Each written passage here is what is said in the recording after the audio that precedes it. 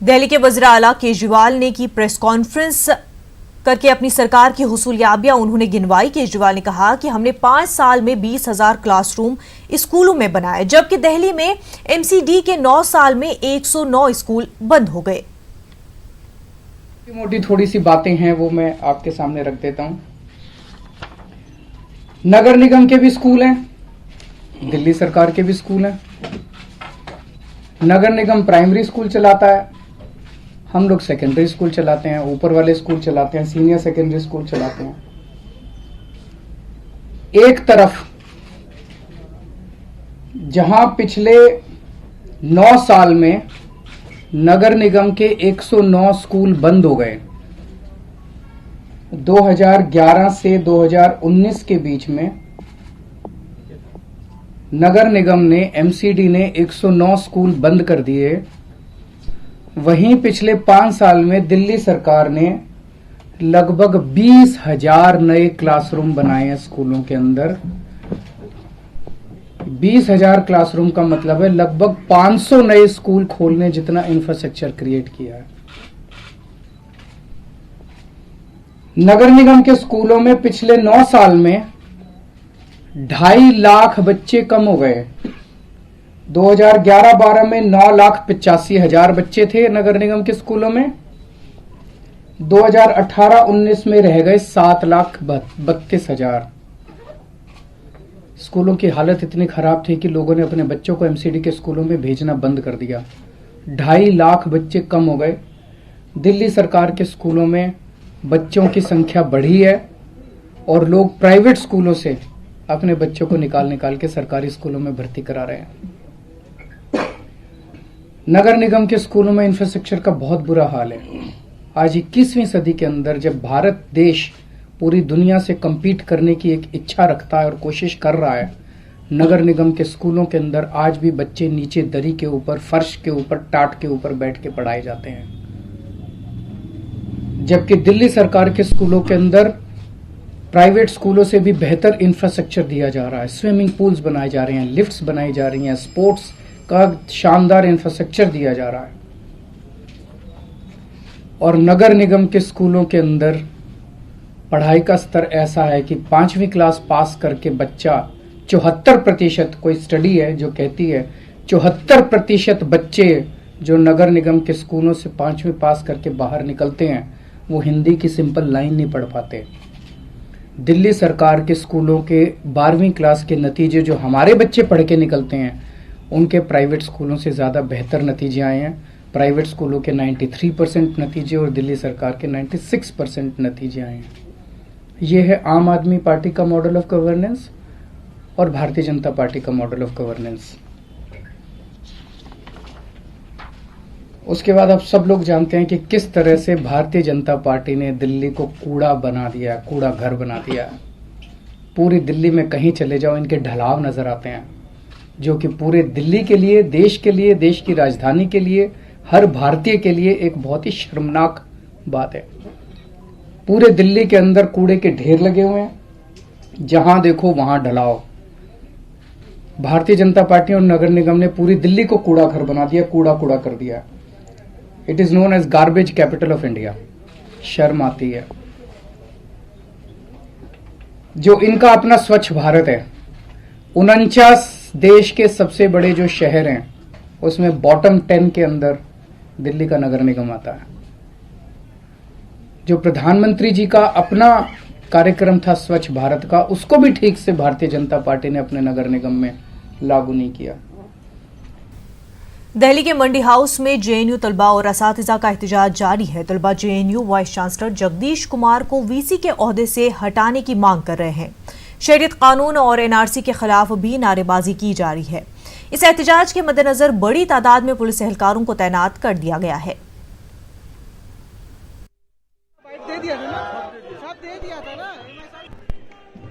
JNU में जो हिंसा हुई उसके खिलाफ दिल्ली के मंडी हाउस से एचआरडी मनीष तक यानी के शास्त्री भवन तक सीधे तौर पर मार्च हो रहा है। ये तस्वीरें हैं। ये तस्वीरों में आप देख सकते हैं कि कौन कौन लोग खासतौर से शामिल हैं। सीताराम येचुरी इसमें शामिल है, डी राजा इसमें शामिल है वृंदा करात इसमें शामिल है, कविता कृष्णन इसमें शामिल है। तो ये सारे लोग हैं, बड़े बड़े नाम हैं, ये सारे लोग इसमें शामिल आए हैं। और ये देखिए ये सैकड़ों की संख्या में जो प्रदर्शनकारी हैं वो कहीं ना कहीं अपनी अपनी बात उठा रहे हैं। इस पूरे प्रोटेस्ट में न सिर्फ जेएनयू के वाइस चांसलर को हटाए जाने की मांग हो रही है, बल्कि एक फीस हाइक के मुद्दे से लेकर के दूसरे कई मुद्दे हैं। लोकतंत्र पर हमला है और मांग की जा रही है कि इन तमाम मुद्दों पर सरकार को पीछे हटना चाहिए। वाइस चांसलर को खास तौर से हटाने की मांग की जा रही है, क्योंकि एक बड़ा सवाल यह था कि क्या भूमिका रही, किस तरीके से जेएनयू वाइस चांसलर इस पूरे मामले में अपनी बात यानी अपनी भूमिका अदा करने में कामयाब नहीं हो पाए। तो ये तमाम प्रदर्शनकारी हैं जो यहाँ पहुंचे हैं और लगातार यहाँ पर ये लोग नारेबाजी कर रहे हैं, आगे बढ़ रहे हैं और कहीं ना कहीं अपनी मांग जो है वो उठा रहे हैं कि इस तरीके से क्या कुछ वो कहना चाहते हैं। आप क्या कहना चाहते हैं? हम ये कहना चाहते हैं कि यहाँ पे नागरिक, स्टूडेंट, टीचर्स सब इस चीज़ का समर्थन दे रहे हैं। जो एडमिनिस्ट्रेशन है, जो यूनिवर्सिटी एडमिनिस्ट्रेशन का किस प्रकार से गलत इस्तेमाल हुआ है, इसमें इसी चीज़ के खिलाफ यूनिवर्सिटी में जो है नॉर्मल सी हो, पर उसका दायित्व किस पे पड़ता है? वाइस चांसलर पे पड़ता है और एडमिनिस्ट्रेशन पे पड़ता है ना।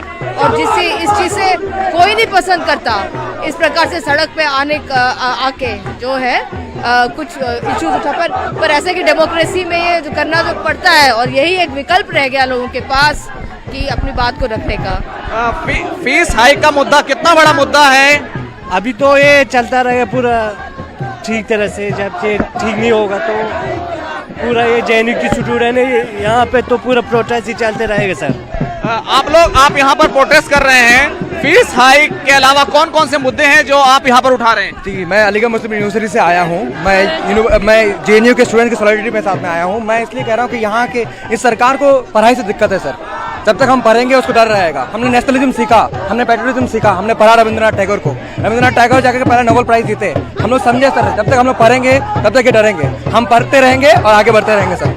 तो पढ़ते रहेंगे, आगे बढ़ते रहेंगे। जी देखिए जिन्होंने गुंडागर्दी की है यूनिवर्सिटी में, जेएनयू जैसे यूनिवर्सिटी में, चाहे एएमयू हो, जेएनयू हो, जामिया में, जिन्होंने गुंडागर्दी की है उनके खिलाफ अब अभी तक कोई एक्शन नहीं हुआ है। और ये बात हो 5 जनवरी की बात है ये। और ऐसे तो हो नहीं सकता कि दिल्ली पुलिस के पास वो यंत्र नहीं है या दिल्ली पुलिस के पास वो इंटेलिजेंस नहीं है। अगर इंटेलिजेंस नहीं है तो ये इंटेलिजेंस फेलियर माना जाए क्या? किस तरीके की नारेबाजी हो रही है देख सकते हैं आप।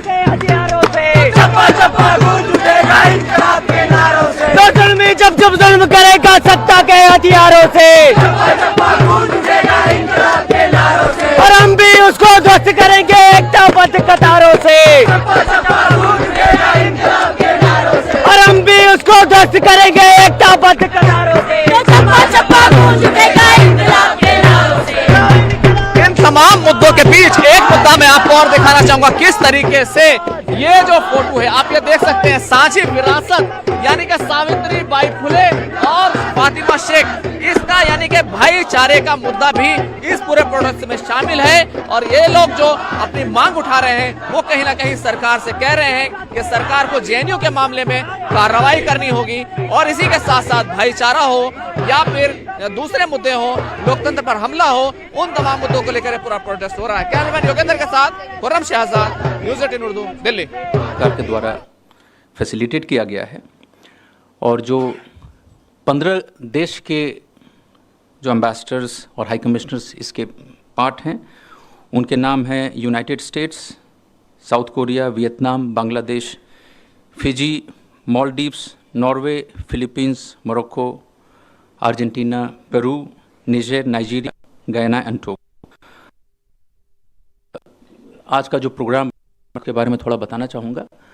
आज सवेरे वो यहाँ से रवाना हुए और वहाँ पहुँचने के बाद सबसे पहली जो उनकी मीटिंग हुई वो वहाँ के सुरक्षा कर्मियों से हुई और उसमें ये हम बताने की हमने कोशिश की कि वहाँ की जो सिक्योरिटी सिचुएशन है और जो आतंकवाद का जो थ्रेट है उस यूनियन टेरिटरी में वो कितना सजीव है।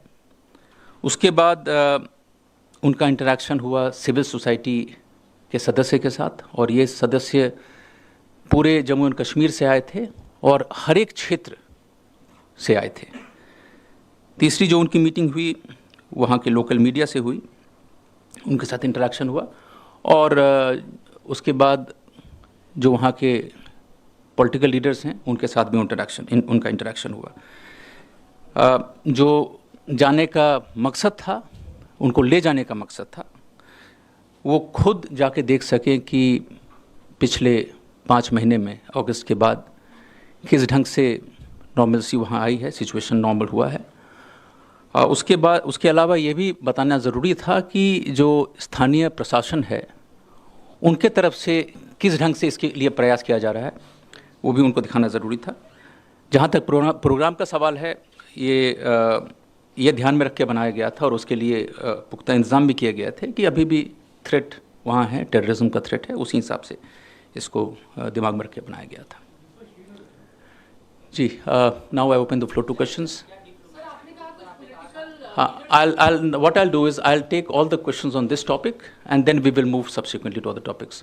जी लक्ष्मी। सर, आपने कहा पॉलिटिकल नेताओं से भी बातचीत हुई, तो सर कौन वो तमाम नेता थे जिनसे इन लोगों की मुलाकात हुई? सिद्धांत। Sir, will there be more such visits, especially when it comes to the European Union envoys? Can we expect them to also go in near future? मधुरे। सर, इस विजिट को लेकर जो प्लानिंग हुई, उसके बाद क्या सिक्योरिटी सिचुएशंस वहाँ पर रहे, खासतौर पे क्या थ्रेट परसेप्शन रहा, क्या किसी आतंकवादी गुट की तरफ से ये भी जानकारी इनपुट्स मिले कि जो विजिट है उसको थ्रेट हो सकता है, आतंकी हमले का तो कोई थ्रेट हो सकता है, ऐसी कोई जानकारी? Parikshit. Sir, have the envoys also sought meetings with the jailed leaders, Omar Abdullah, Mehbooba Mufti, Farooq Abdullah, and meetings? We believe at least 2 or 3 more would be organized. Is that correct? Uma, इधर। वजारत खारजा के तर्जुमान media से खिताब कर रहे थे। आपको बता दें, डिप्लोमेट्स का एक वफ्द जो है वो कश्मीर पहुंचा है, वहां पर उन्होंने कई लोगों से मुलाकात की है। इसी बारे में ब्रीफिंग मीडिया को दी जा रही थी। आगे बढ़ते हैं। कांग्रेस लीडर जयराम रमेश ने जेएनयू में तलबा पर हमले के लिए सीधे तौर से सरकार पर निशाना साधा है। उन्होंने कहा कि पुलिस जानती है कि किसे गिरफ्तार करना है, लेकिन गिरफ्तारी नहीं की जा रही है। हम सब जानते हैं, मैं सीधा आरोप लगा रहा हूं, इसके पीछे मानव संसाधन मंत्री और गृह मंत्री दोनों शामिल हैं। ये ऑफिशियल स्पॉन्सर्ड गुंडाइज्म है। 72 घंटे हो गए हैं और दिल्ली पुलिस को जानकारी है किसको गिरफ्तार करना है, पर आज तक किसी की गिरफ्तारी नहीं हुई। लापरवाही है, पर यह जानबूझकर लापरवाही है। और हम मांग करते हैं कि जल्द से जल्द जिनको पहचाना गया है, जो 72 घंटे पहले जेएनयू में जो हुआ, उसकी जो जिम्मेवार हैं, उनको गिरफ्तार करना चाहिए। और यह भी बिल्कुल साफ हो गया है कि जब तक ये कुलपति वहां रहेंगे अपने पद पर, जेएनयू में सामान्य स्थिति बनने की कोई गुंजाइश नहीं है। इस कुलपति का त्यागपत्र लेना जरूरी है सरकार को। कुछ महीने पहले मानव संसाधन मंत्रालय के सचिव और कुलपति के बीच में बातचीत हुई, कुछ समझौता सूत्र तैयार किया गया छात्रों के मांगों के बारे में। पर अजीब सी स्थिति है कि मानव संसाधन मंत्री के सचिव को ट्रांसफर किया जाता है, जबकि जिम्मेवार व्यक्ति कुलपति वहां पद पर आज तक वहां बैठे हुए हैं। तो पुलिस को तुरंत गिरफ्तार करना चाहिए, कुलपति का त्यागपत्र लेना चाहिए और जो मांगे हैं छात्रों की, उसको गंभीरता से विचार करना चाहिए। कल कांग्रेस का एक दल जो सुष्मिता देव के अध्यक्ष में गठन किया गया है अपनी रिपोर्ट पेश करेगा कांग्रेस अध्यक्ष को, और उसकी जानकारी कल आपको मिलेगी। जेएनयू वाइस चांसलर हटाओ के नारे के साथ मंडी हाउस में हुए एहतजाज में सीताराम येचुरी भी शामिल हुए और जेएनयू मामले पर तलबा की हिमायत की। हमारे नुमाइंदे खुर्रम शहजाद ने उनसे बातचीत की।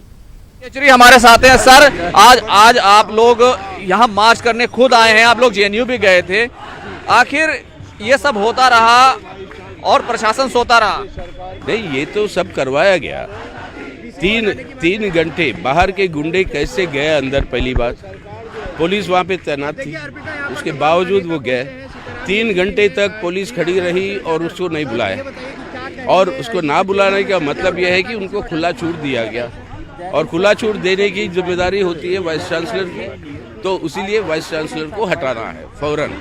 एचआरडी मिनिस्ट्री ने वाइस चांसलर को बुलाया, प्रशासन से बात की।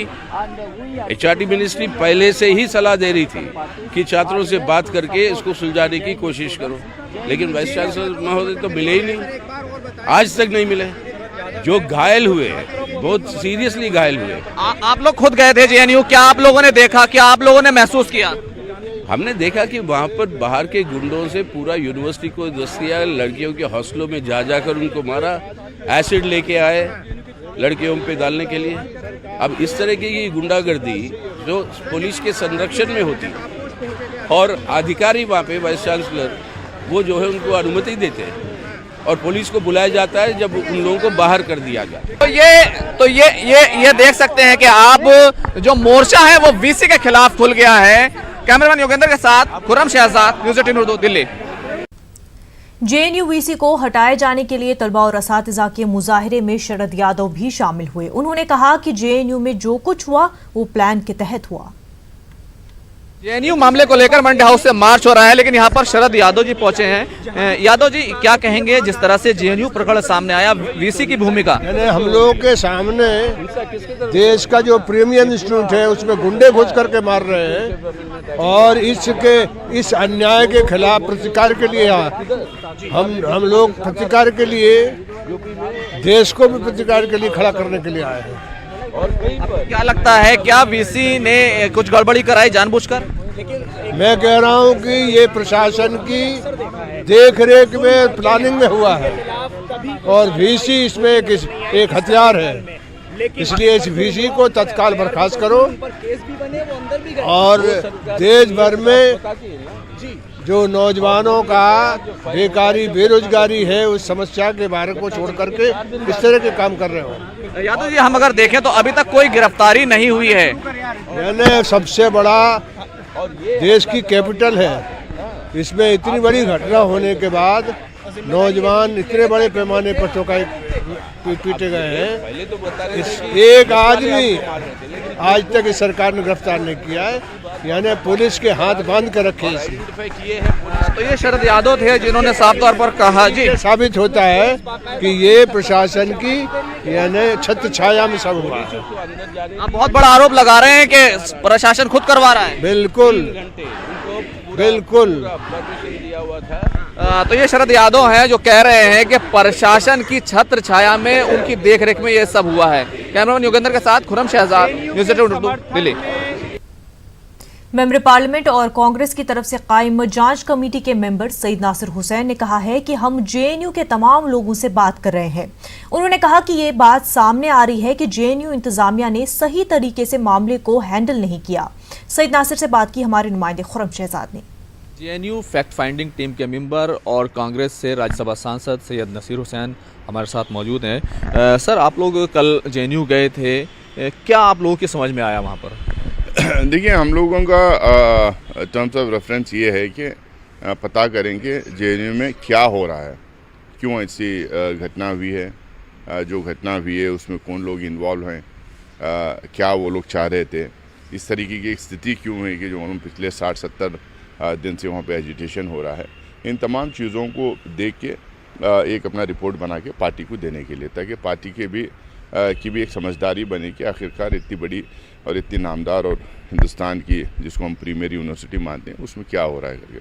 कल हम लोग गए वहाँ पे हम तो चाह रहे हैं कि सारे पॉलिटिकल ऑर्गेनाइजेशंस जो हैं, जो स्टूडेंट ऑर्गेनाइजेशंस हैं, सारे स्टूडेंट ऑर्गेनाइजेशंस से बातचीत करें, वाइस चांसलर से बातचीत करें और एडमिनिस्ट्रेशन में लोग, security, police, JNU SU, JNU TA सबसे बात आप सबसे बात करना चाहते हैं। कल आप लोग गए थे, आप खुद वहाँ के स्टूडेंट रहे हैं, तो कल जो बातचीत हुई उससे क्या समझ में आया आप लोगों को? नहीं, देखिए वहाँ पे तो ऐसा लग रहा है कि जो है जिस तरह से एजिटेशन वहाँ पे चल रहा है स्टूडेंट्स का, उसको सही तरीके से नेगोशिएशन यानी सही तरीके से डील नहीं किया जा रहा है।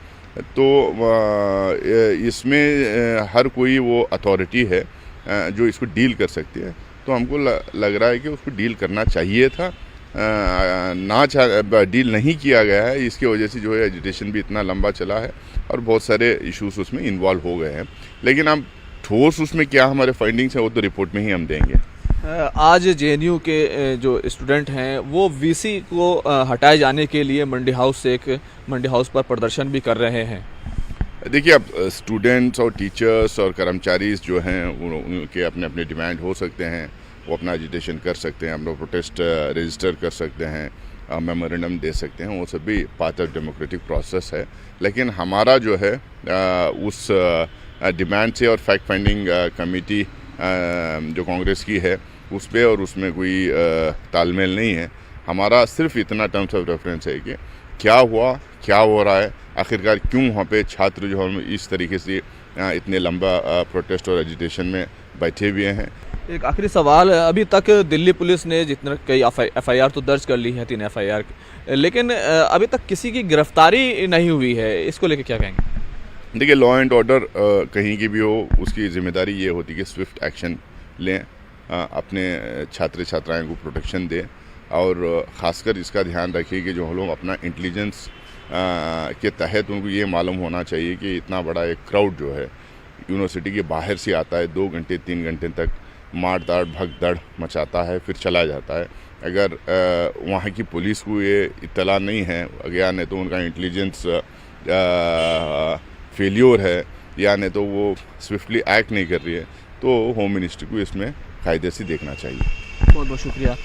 तो ये सैयद नासिर हुसैन साहब जिन्होंने साफ तौर पर कहा कि एडमिनिस्ट्रेशन का बड़ा फेलियर इस मामले में प्राइमरी तौर पर दिखाई दे रहा है। कैमरामैन योगेंद्र के साथ खुर्रम शहजाद, न्यूज़ 18 उर्दू, दिल्ली।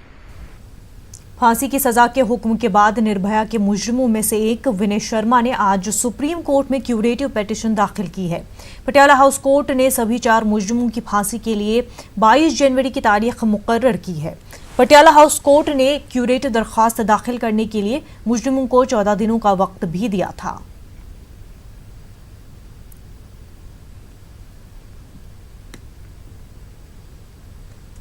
गैंगरेप मामले में AP सिंह जी ने विनय सिंह को लेकर क्यूरेटिव याचिका दाखिल कर दी है, विनय शर्मा को लेकर। सर बताइए।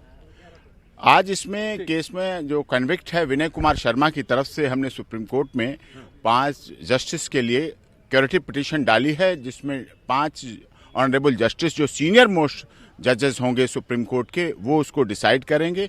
और उसमें हमने बहुत से फैक्ट लिए हैं, क्योंकि जो पिछला हुआ कार्य उसमें बहुत से फैक्ट 2019 में आए हैं, उन सारे फैक्ट को हमने शामिल किया है।